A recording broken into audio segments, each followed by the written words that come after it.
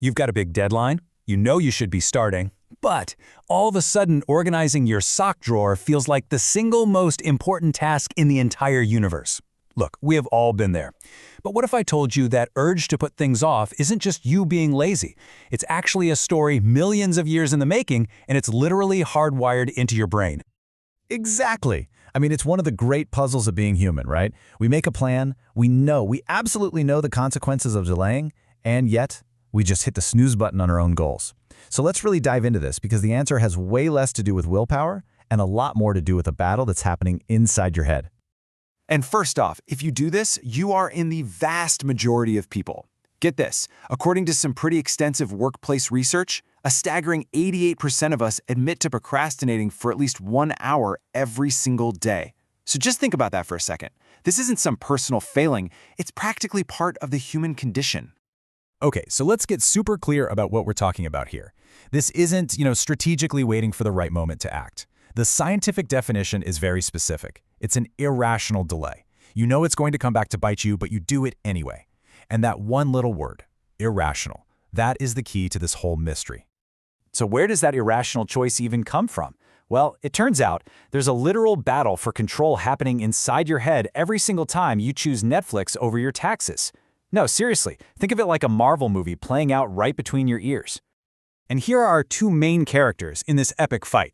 On one side, you've got the limbic system. It's one of the oldest, most primitive parts of your brain. It's basically an impulsive toddler that just wants immediate gratification. It's the Hulk, all instinct and smash. And on the other side is your prefrontal cortex, the patient planner. It's the rational Dr. Bruce Banner, totally focused on long-term goals. Procrastination? That's just what happens when the Hulk wins the fight. And this right here is the absolute game changer. As the amazing procrastination researcher Dr. Tim Pychyl puts it, we're giving in to feel good. See, we don't procrastinate to avoid the task itself, we procrastinate to avoid the yucky feelings the task brings up, like boredom, frustration, or anxiety. It's our brain's totally misguided attempt to feel good right now, even if it means our future self has to pay the price. And this all ties directly into our brain's CEO, its executive functions. In fact, a study by Robin and his colleagues found a huge link between procrastination and our ability to plan, to get started on things, and to control our impulses. So, when those CEO skills are running a bit low, maybe you're stressed or you haven't slept well, our ability to manage that inner Hulk gets much, much weaker. Okay, this is all starting to make sense. But it brings up a huge question. Why on earth is our brain even wired this way? I mean, why would evolution give us a self-sabotage button? Well, to find the answer, we have to go way, way back in time.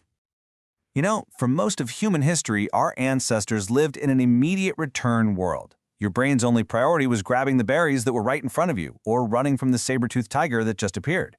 Being impulsive wasn't a flaw, it was a survival feature.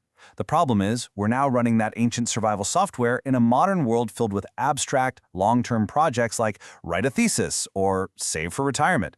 It's a classic evolutionary mismatch. And get this is absolutely wild.